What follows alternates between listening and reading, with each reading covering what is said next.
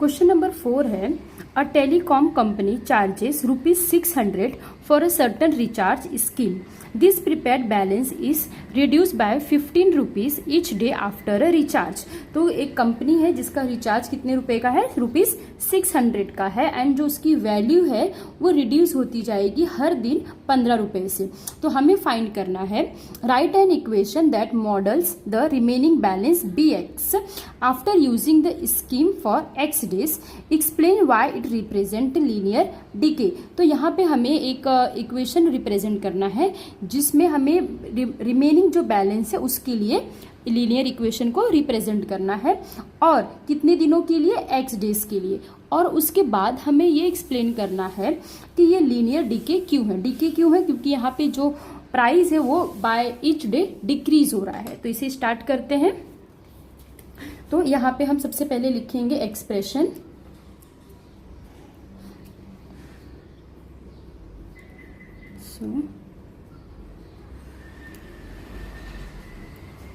हाँ, तो एक्सप्रेशन के लिखने से पहले हम यहाँ पे लिखेंगे सबसे पहले इनिशियल अमाउंट कितना है. तो ये मैंने यहाँ पे लिख दिया इनिशियल अमाउंट. इनिशियल अमाउंट है ₹600, और ये जो वैल्यू है वो डिक्रीज कितने से हो रही है, ₹15. तो अब हम वहाँ पे लिखेंगे, यहाँ पे balance reduced, balance reduced by each day. Means कि वो जो बैलेंस है वो एक दिन में कितना रिड्यूस हो रहा है. तो हम उसे भी लिख लेंगे यहाँ पे ₹15. तो जो इसका एक्सप्रेशन होगा, जो बैलेंस है, रिमेनिंग बैलेंस है BX, वो हो जाएगा 600 माइनस, यहाँ पे जो इनिशियल अमाउंट है 600 में से हमें माइनस करना है X डेज के लिए. तो हम X को मल्टीप्लाई कर देंगे ₹15 से. तो ये इसका हो गया linear expression, BX equal to 600 minus X into 15. तो यहाँ पे ये 600 इनिशियल अमाउंट है, उसमें से हम 15 रुपये माइनस करेंगे, लेकिन 15 को माइनस करने से पहले हमें वो कितने डेज के लिए पूछा है उसे हम उससे मल्टीप्लाई करेंगे. तो यहाँ पे BX इक्वल टू आ जाएगा 600 माइनस X इंटू 15. अब हमें इसका एक्सप्लेनेशन भी देना है, तो वो भी लिख लेते हैं. तो यहाँ पे हम लिखेंगे एक्सप्लेनेशन.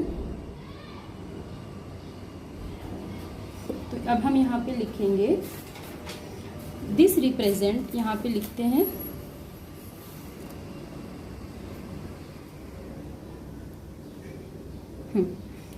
तो यहाँ पे हम लिखेंगे this represents linear decay because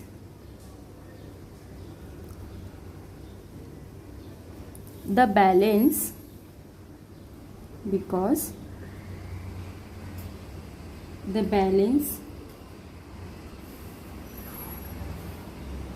decreases by constant amount. तो कौन से कांस्टेंट अमाउंट से वो रिड्यूस हो रहा है, ₹15 फॉर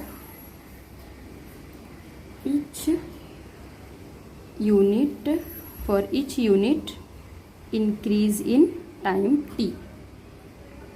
मीन्स जैसे जैसे डेज या फिर आप टाइम कहें, तो यहाँ पे टाइम क्या है, 1 डे.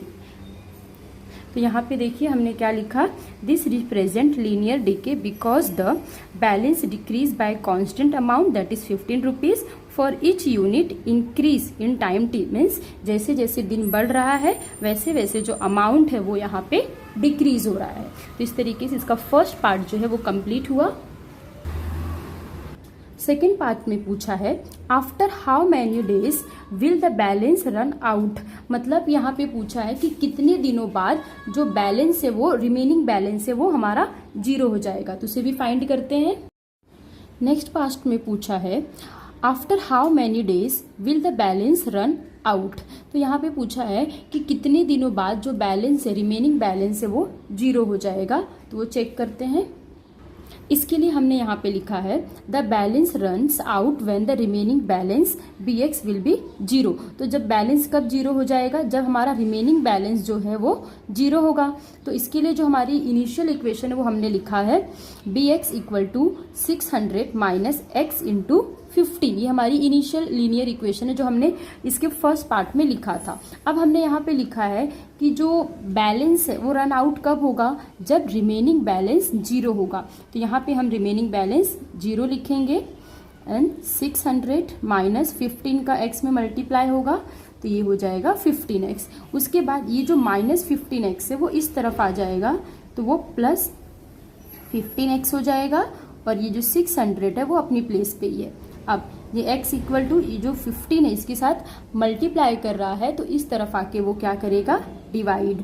तो ये हो जाएगा 1600 डिवाइड बाय 15। तो यहाँ पे हमें मिल जाएगा 40।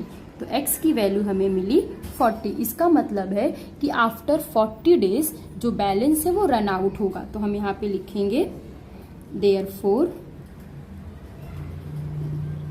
After 40 days the balance will run out। तो इस तरीके से सेकेंड पार्ट कंप्लीट हुआ। यहाँ पर थर्ड पार्ट में बोला है make a table of values for x varying from 0 to 10 days and show how the balance bx reduce with time. तो यहाँ पे हमें जो टेबल बनाना है x का और यहाँ पे दिखाना है कि वो 1 से लेकर 10 डेज तक किस तरीके से जो बैलेंस है वो रिड्यूस हो रहा है। तो इसे हम टेबल बना के सॉल्व करेंगे। तो यहाँ पे हमने देखिए टेबल बना लिया है, ये डेज x और ये बैलेंस bx। तो यहाँ पे डेज 1 to 10 बोला है इसलिए हमने 1 से लेके 10 तक डेज लिख लिया है।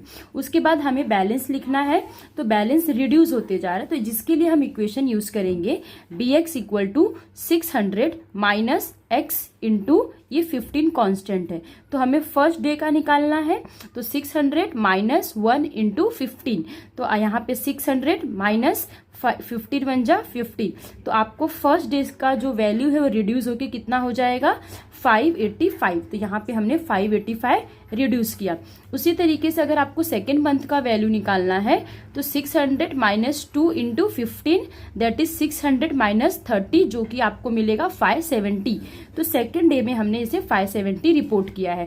इसी तरीके से आप इस फॉर्मूले का यूज करते हुए पूरा 10 डेज तक आप निकाल सकते हैं। तो इस तरीके से हमारा जो प्रॉब्लम सेट है ये कंप्लीट हुआ।